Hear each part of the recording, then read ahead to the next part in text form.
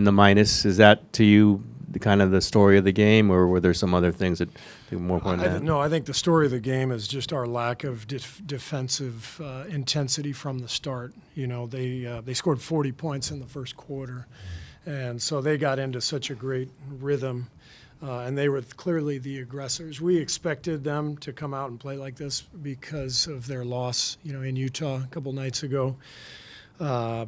So I thought they just came out with way more force than we did and set the tone. And then at that point, it's tough playing upstream against a great team. And I loved our effort in the second half. I thought our guys competed and gave ourselves a chance. And it was just, you know, too much to overcome after, you know, falling behind by 20. The second unit stuff, that's going to all shake out here over the next few weeks. Like, we don't have a set rotation yet. We're trying a lot of different people, you know, and it's affected also by the minutes of restriction for Clay and Draymond. So that's going to take a little while to sort out. But I thought the effort overall in the second half was what was lacking in the first, and that's what was what put us, you know, in trouble tonight. Was that a design pick and pop three for Clay and kind of on that last possession? And then, I mean, I guess, did you like the shot? It was, it was just like a little hit and handbag type play. And, you know, you're just trying to confuse the defense and maybe get a mix up on a switch. And at that point, if you have an open three, you know, down three, no timeouts left, you know, you go ahead and take, especially Clay. I mean, he's hit that shot many times. So it was, you know, I'll take a look at the film. It was a decent look under the circumstances. Maybe not the best one, but one I'll definitely live with. You know, Klay Thompson shooting an open three, albeit pretty deep. Steve, what did you get from Draymond tonight? I thought Draymond was fantastic. Energy was great. Just played so hard, pushed the ball, 9 assists. You know, his defense was really on point. So great effort from him. And like I said, we got a lot of really good individual efforts in the second half. You know, once we fell behind, our guys showed how competitive they are. And, you know, this was kind of a good game for us, to be honest with you. I feel like we got over a little bit of a hump conditioning-wise. We hadn't played a game like this yet. We needed to bump guys up and get them into high minutes, and not just the total minutes, but the type of minutes they were. That was a you know, physical, high-intensity game. So we needed that. I think we'll be better for it going forward. Jordan only took 5 shots, I think, and did have 7 assists. But was that maybe one time where the defense was playing him because he's now has credibility in this league? Did you see maybe some defensive attention on him? Yeah, no doubt. I mean, they were putting a lot of pressure on him on pick and roll.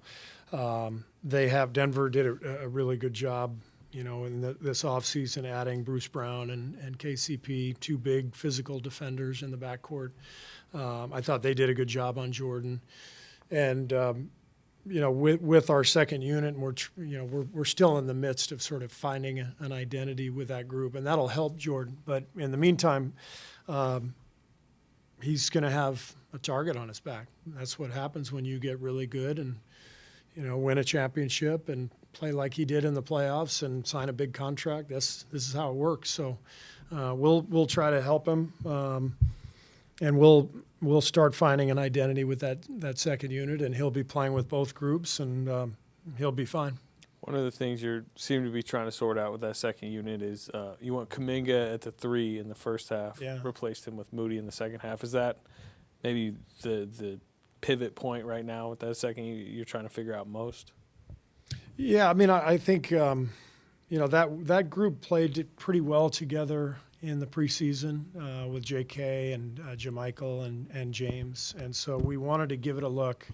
I felt like at halftime, I think our coaches felt like we just needed more spacing with that group, so we went to Moses instead of J.K. And Moses came in, did a really good job. So again, we're going to be looking at different combinations and trying different things. And of course, we're not always going to be, perfectly healthy. So guys are going to get their opportunities, but we've got to find our identity as a team with that second group. Steve, James from Sky New Zealand. Just a question about Nikola Jokic.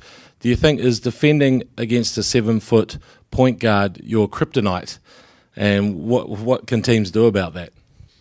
He's everybody's kryptonite. I mean, or I guess, is that the right analogy? I don't know. He is two-time MVP for a reason. I mean, the guy's a phenomenal player, and he just makes the game so much easier on his teammates. And they've done a really good job in Denver the last few years, building their roster, building an identity, and so yeah, Jokic is Jokic.